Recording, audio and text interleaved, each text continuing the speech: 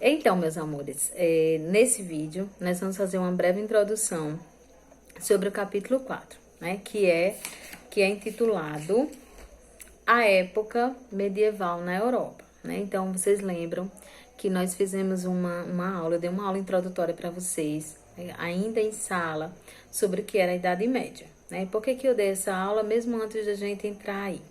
É que os acontecimentos, mesmo que nós vimos anteriormente, também tem relação com a Idade Média. E aí, para a gente entender, por exemplo, a queda do Império Romano do Ocidente, né, a mudança da capital para Constantinopla, nós precisamos ver aí o que era a Idade Média. E aí, por exemplo, período medieval, Idade Média, Idade Medieval ou Idade das Trevas, né, como é intitulado, tudo isso se refere ao mesmo período de tempo. Que período de tempo é esse, né? São 1000 anos aproximadamente, que vai da queda do Império Romano do Ocidente até, né, e estabelecimento do Império Romano do Oriente, até a invasão dos turcos otomanos no Império Romano do Oriente, tá certo? Então, vamos lá. Quais são os acontecimentos que terão aí? Como é que a sociedade ali na Europa ela vai se organizar, tá? Com a saída, né, das pessoas, com a queda do Império Romano do Ocidente, o processo de ruralização que vai haver na Europa, né, pela vinda dos grupos bárbaros, né, o que é que vai surgir? Vai surgir o estabelecimento de vários reinos germânicos, tá bom? Então, veja, além disso, né, o que é que nós vamos ver nesse capítulo? Esses reinos germânicos, né, o Reino Franco, o Império Carolíngio, e posteriormente nós vamos ver o fenômeno chamado de feudalismo. O que é feudalismo? Feudalismo é um modo de vida, diz respeito à organização social, organização econômica e política do povo da Europa no período medieval.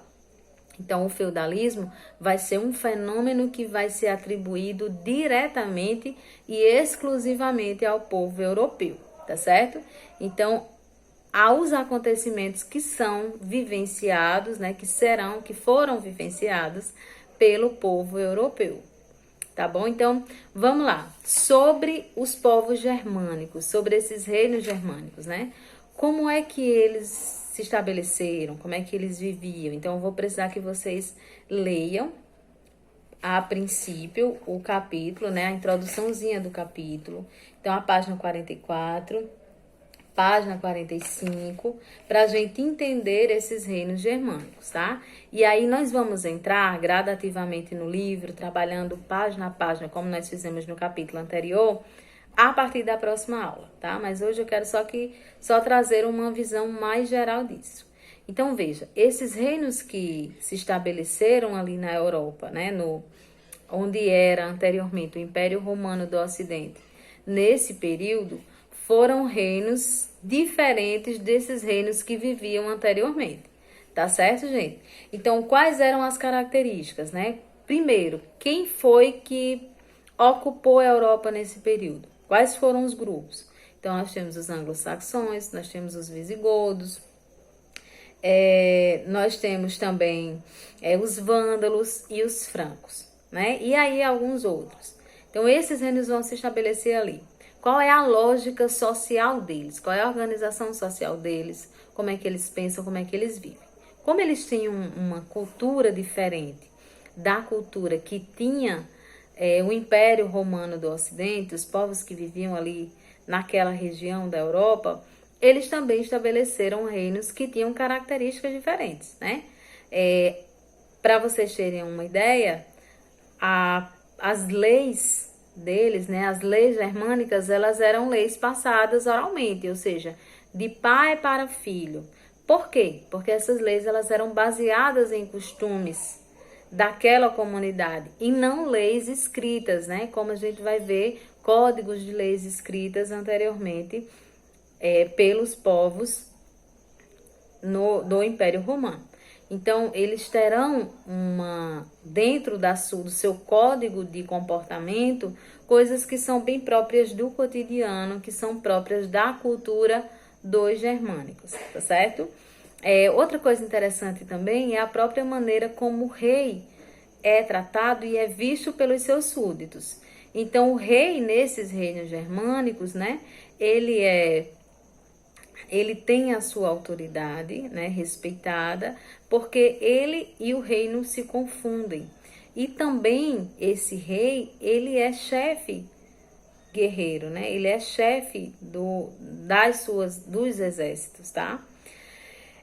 Essa relação entre rei e súditos, né? Entre o rei e os seus, tanto as pessoas que integravam o exército como os familiares, vão ser baseadas na honra e na fidelidade. Então, todo o grupo ali, né, toda a comunidade de germânicos, eles vão prezar pela honra desse código, né, desse código de leis, desse código de conduta que é passado oralmente, né, e que faz com que aquela população seja valorizada, ou seja, seja honrada. E o súdito, ele deve fidelidade ao rei, ele deve honra ao rei, assim como o rei precisa ser um sujeito honrado, um sujeito também que zela pelo cumprimento dessas leis, tá? Então, na próxima aula, nós vamos ver mais precisamente o Reino Franco, tá? Então, a gente vai ver o Reino Franco e o Império Carolíngio, né? E aí, qual é a lógica dessa organização social, né? Como é que surge, por exemplo, os condes, os marqueses, os duques, como é que eles vão se organizar do ponto de vista da sociedade e dessa demanda de cargos, enfim, como é que eles vão expandir esse controle, como é que eles vão tratar do controle do reino, tá? Vale lembrar, gente, que esses reinos, né, a maioria desses reinos, eles vão ser de duração curta, né, ou de média, no máximo, de média duração. Por que esses reinos também, alguns reinos, eles também vão ter um certo sucesso, né? No caso do Reino Franco, que a gente vai ver posteriormente, o Reino Franco, ele consegue a adesão de muitos grupos, porque o rei Clovis, ele se converte ao catolicismo, né? E aí, parte daquela população que estava ali começa a agregar a esse reino. Mas isso é uma coisa que a gente vai ver apenas na próxima aula. E aí, posteriormente, nós vamos ver os feudos. O que eram os feudos? O que é o feudalismo? O que é o fenômeno que a gente chama de feudalismo, né? Feudalismo é um fenômeno que diz respeito à organização social e política, a todos os costumes e a toda a cultura da Europa na Idade Média, tá? Vale lembrar que o feudalismo, ele é um fenômeno que vai se deter exclusivamente à Europa, tá? O que a gente vai chamar de feudalismo vai vir a partir da ruralização, né, dos hábitos que essa população vai ter, a população europeia vai começar a adotar a partir da ruralização. Então, as pessoas saem da cidade, vão para o campo, e no campo elas passam a ter um modo de vida diferenciado, né? Elas passam a ter uma vida com características muito específicas das suas necessidades. Agora elas não têm as mesmas necessidades que elas tinham anteriormente, quando elas viviam na cidade, quando o comércio era ativo, quando a economia era diferenciada. Então, nós vamos ver que esses feudos, né, eles foram criados a partir da junção dessa cultura, dessas tradições, tanto germânicas quanto romanas, né? E como é que a gente vai perceber isso?